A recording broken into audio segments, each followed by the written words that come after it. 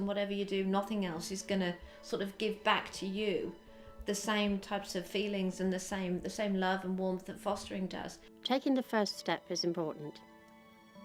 Even if you just have an idea that, well, yes, I'm interested, but I don't think it's for me. Why not make inquiries about it? Come and talk to us about it, because you might find that it is for you. What is fostering is that it's really a family offering to offer a stable, loving and caring home and environment for a child that for whatever reason isn't able to have that within their own family.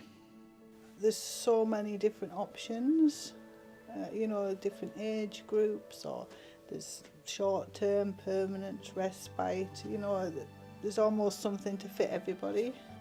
Like I said, I start with teenagers, which I maybe had them for 3 or 4 years, and then they've either moved on to independence or supported lodgings. I mean, the young boy I've got now, he was 18 at Christmas. He's actually staying put, and he'll probably be here at least 50. He's going nowhere. His brother's 14, so I've still got the teenagers. Obviously, I've had babies. I've had children with maybe learning disabilities, children with autism. But this has made me grow as a person, because it allows me to understand things a bit more. You can make an enormous difference to a child's life when you're a foster carer. You could be, for this child that you look after, the first safe base that they've ever known, and that is an enormous thing to do. The situation we have in Durham at the moment is we have just under 800 children that we're currently looking after. The children that we look after, they all have very different backgrounds. There's very different sets of circumstances that have led them on the journey to need to be in our care. The one consistent they all need is they need a loving, stable and consistent home, whether that's for a short period of time or a long period of time, whether that's alongside the brothers and sisters or whether that's just for them on their own. They need really they need carers, they need a family around them that's able to commit with them, that's able to support them through all of the ups and downs. We've had various children over the years. 15 I think we've had. 15 in total, all short term, varying from 3 weeks up to 2.5 years. But then we got the sibling group that we have at the moment, and they're just fit, really, doesn't it, with the family? Yeah, they're just gorgeous children. And there was talk of them being split up because it's difficult to place 4 children altogether. So we just made the decision to take them on permanently. Yeah. I think sometimes people have the wrong perspective of teenagers. They automatically think, teenagers are trouble, and they're not. Sometimes all they want is somebody to be able to understand them, communicate with them, and you have to have a great sense of humour. You have to be able to sort of laugh with them, cry with them, and just let them know that you're not here to judge them, you're here to sort of listen to them and help them, and more often than not, you're a mentor for them. It's also rewarding for us to know that there's people out there that actually care and want to make a difference. Yeah. It's incredible. I mean, I was in residential care for 4.5 years. And, once I got into there and they dedicated that time and everything to me, honest, they just brought the best out of me. We have children from all areas in County Durham, and that's why we need foster carers from all areas in County Durham.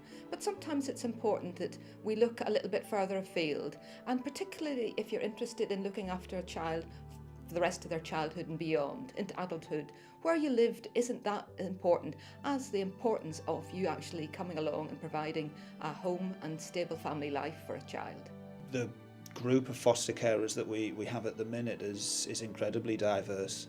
We have single carers, we have younger carers, we have older carers, and really that's come out of what our drive has been as a fostering service. We're a very inclusive fostering service. We looked into a lot of agencies and we looked into a couple of local councils, and Durham had the best sort of background reports on working for them.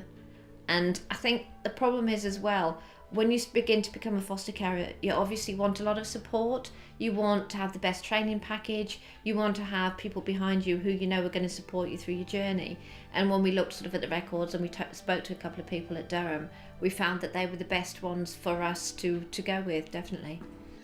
We have colleagues from health, we have colleagues from education, we have a therapeutic service with a clinical psychologist, and our foster carers tell us that that is all essential to making sure that they meet a child's needs. I think a lot of people think they couldn't do it, and I think that's what the stumbling block is. People say the attachment, I couldn't give a child back. Well, actually, there's so much support. You know, entering as a foster carer, you're not here to adopt the children, you're not here to keep the children, you're there to sustain them until it's that time to go back. It's great because although you've got your own friends and family, this community you have with foster carers, you all know what you're sort of, you know, not everybody outside understands the job they do. They just think, oh, you're a foster carer, that's great. But they don't understand sort of some of the difficulties that you can encounter. So doing that and having your own support groups within the job you do is a great asset. When you foster for Durham, there's a lot of support and training. Initially, you have training days. You go along for sort of a 4-day course to learn all about fostering, to learn about the types of children who you may foster. You also get allocated your own fostering officer who looks after you throughout your journey as a foster carer. We do continual training, so once you become a foster carer for Durham, the training doesn't end. It's an ongoing rolling training package, which is fantastic. There is financial support available to you.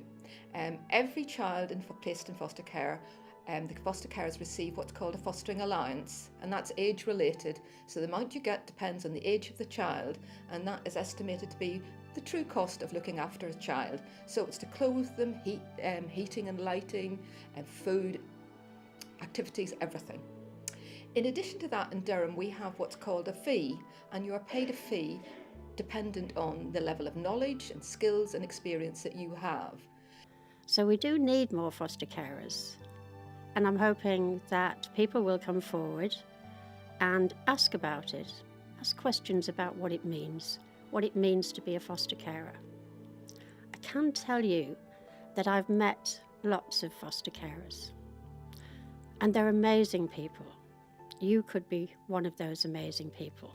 If there's that niggle in the back of your head where you think that you have got a bedroom, that you can't give these children just the love and support, then I think you should come to one of the open days and inquire or pick up the telephone. Whatever you do, contact us and get the information that helps you to make the decision. Some people come along to our information sessions and actually they know they won't be doing it currently, but they're thinking about it in the future. That's absolutely great. You know, get the information now so that when the time is right for you, you can come to us and start the process.